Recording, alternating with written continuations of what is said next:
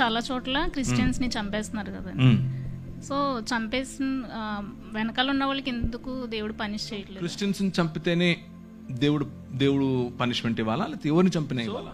Question ఏంటి అని అంటే క్రైస్తవుల, బౌద్ధుల, ముస్లిముల, హిందువుల కాదు. ఒక మనిషిని అన్యాయంగా చంపడం, అన్యాయం జరిగిన చోట దేవుడు ఎందుకు ఏం చేయట్లేదు కదా, అంతేనా? హబక్కుకు గ్రంథం అంతా ఇదే. The entire book of Habakkuk is this. ఏంటి నువ్వు చూడవా, అసలు ఉన్నావా? నువ్వు ఉంటే కళ్ళు మూసుకున్నా. పాట కూడా పాడారు ఒక ఆయన పాత రోజుల్లో. ఉన్నావా, అసలు ఉన్నావా, ఉంటే కళ్ళు మూసుకున్నావా. దిస్ ఘంటసాల గారు పాట. భక్త తుకారం చూసారా?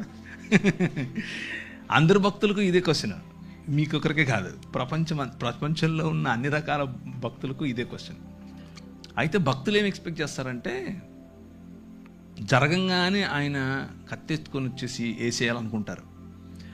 But God doesn't work like that. ఆయన అలా పనిచేయడు.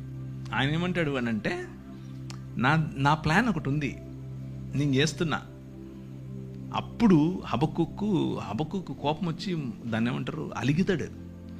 అలిగి పై గోపురం ఎక్కి మఠం వేసుకొని కూర్చుంటాడు. నువ్వు చెప్పు నాకు ఇప్పుడు ఆన్సర్ అని. దానికి ప్రభు ఏం చెప్తున్నాడు అని అంటే, నువ్వు చూస్తుండు, నేను చేస్తున్నా, నేను ఒక నూతన కార్యం చేస్తున్నా, అది వస్తుంది, అది జరుగుతుంది. You just need to see it. భక్తిహీనులు ఇలా అయిపోతే, భక్తిహీనులు అసలు భక్తి లేని వాళ్ళు మాకంటే తక్కువ నీతిపరులు వచ్చి మాకు బుద్ధి చెప్తారా అనేది ఆయన క్వశ్చన్. దానికి దేవుడు ఇచ్చేటటువంటి ఆన్సర్ ఏంటి అని అంటే, నువ్వు చాలా భక్తిపరుడు అని నువ్వు అనుకుంటున్నావు, ఇశ్రాయేలు, యూదా. కానీ తూరు 2-3 సార్లు 4 సార్లు చేసిన తప్పు ఏదైతే ఉందో అది నీలో కూడా జరిగితే నిన్ను కూడా అలాగే పంపిస్తా. దమిష్కు 3 సార్లు 4 సార్లు చేసిన తప్పు ఏదైతే ఉందో అది నీలో ఉంటే నిన్ను కూడా అదే చేస్తా. హోషేయ గ్రంథం అంతా ఇదే. సో చిరుత పులుల వల్ల ఎగిరేటటువంటి గుర్రాలు కలిగినటువంటి కల్దీయులను లేపి మీ మధ్యకు తీసుకొస్తా. ఆ కల్దీయులు మిమ్మల్ని చెరపట్టుకొని పోతారు. మేము హింసింపబడటం నీకు ఇష్టమా అని అడుగుతాడు ఈయన. ఏంటిది ఇలా చేస్తావా అంటే, అందుకే విను జాగ్రత్తగా, నేను ఒక కొత్త పని చేస్తున్నా, నూతనమైనటువంటి పని. సంవత్సరాలు గడుచుతూ ఉండగా నీ పని నువ్వు చేయి, నన్ను క్షమించు, నాకు ఇప్పుడు అర్థమైంది. నువ్వు చేస్తున్నావు పని, యూఆర్ వర్కింగ్ బిహైండ్ ఇట్. కాకపోతే నేను అనుకుంటున్న పద్ధతిలో చేయట్లేదు. నాకు ఇప్పుడే ఇక్కడే ఇలాగే పైనుంచి ఉరుములు పడాలి, కింద భూమి పగిలిపోవాలి అని నేను ఎక్స్పెక్ట్ చేస్తున్నాను. అలా కాదు. You have a different way. ఆ డిఫరెంట్ వేలో నువ్వు పని చేస్తున్నావు అని గమనించిన తర్వాత హబక్కుకు ఏమంటాడంటే, సాలలో పశువులు లేకపోయినా, అంజూరపు చెట్టు ఫలించకపోయినా యెహోవా యందే నేను ఆనందిస్తాను. నువ్వు ఉన్నావు, నాకు అర్థమైపోయింది, నువ్వు చేస్తున్నావు, నమస్కారం స్వామి, నువ్వే చెయ్యి అని చెప్తున్నాడు. సో ఫైనల్గా వాళ్ళు పనిష్మెంట్కు లేకపోతే తీర్పు అనేది ఆయన చేతిలో ఉంది. Let's put it this way. మనం అనుకున్నట్లుగా కాకపోయినా ఆయన తనదైన శైలిలో, తన పద్ధతిలో సమస్తాన్ని నూతనపరుస్తున్నాడు. కొందరికి ఛాన్స్ ఇచ్చి నూతనపరుస్తాడు, కొందరికి పళ్ళు రాలగొట్టి నూతనపరుస్తాడు. రెండిట్లో ఏది కరెక్ట్ అనేది ఆయనకే వదిలేద్దాం, ఆయన చేస్తాడు. He is doing it. చాలామంది నేను చూశాను, ఏంటి ప్రభా ఇది, మీకు ఎప్పుడు రాలేదు ఇలాంటి క్వశ్చన్స్?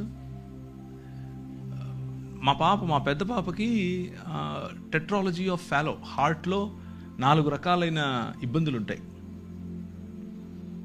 నేను ఒకరోజు కారు తోలుకుంటూ బయటకు వచ్చి గట్టిగా రోడ్డు మీద నిలబడుకొని అరుస్తున్నాను, ఎందుకంటే ఆ ఒత్తిడి తట్టుకోలేక. నేను నీ కోసం నువ్వు చెప్పావని చెప్పి నార్త్ ఇండియాకి వచ్చి ఇక్కడ పరిచయం చేస్తుంటే నా బిడ్డకి ఇలా చేస్తావా నువ్వు? నా క్వశ్చన్ సేమ్ హబక్కుక్ క్వశ్చనే. నా బిడ్డకి ఇలా చేస్తావా, ఆమెను ఇలా చేస్తావా? ఇక్కడే టైప్లో అనమాట, కమండలో నుంచి నీళ్ళు తీసేసి టైప్లో.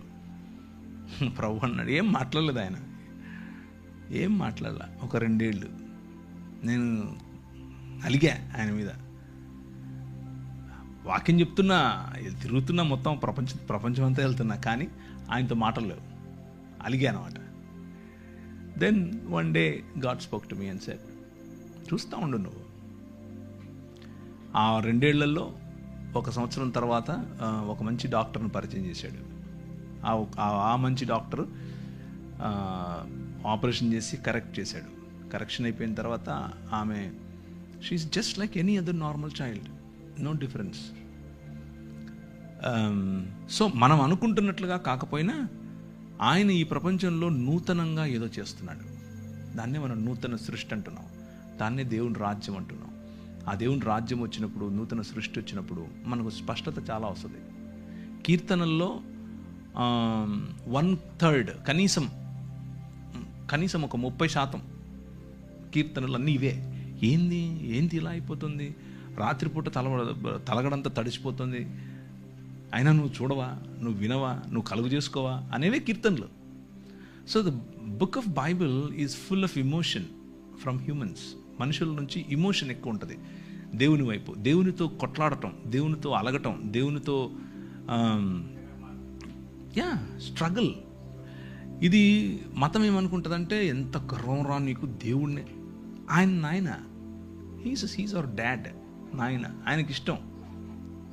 అండ్ ఒకవేళ కూర్చున్న మీలో ఎవరైనా సరే, if you have this question, అని దేవునితో నేను ఇలా చేయొచ్చా?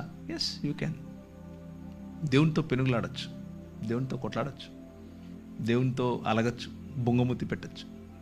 He understands it, he comes to you. మీరు అలగటాన్ని, మీరు కోప్పడటాన్ని ఆయన అర్థం చేసుకుని నాకు ఒక పద్ధతి ఉంది, ఆ పద్ధతిలో నేను చేస్తున్నాను అన్న కమ్యూనికేషన్ మనకి ఇస్తాడు. And it is your right, because your మీ హక్కు అది, ఎందుకంటే మీరు ఆయన పిల్లలు, రైట్?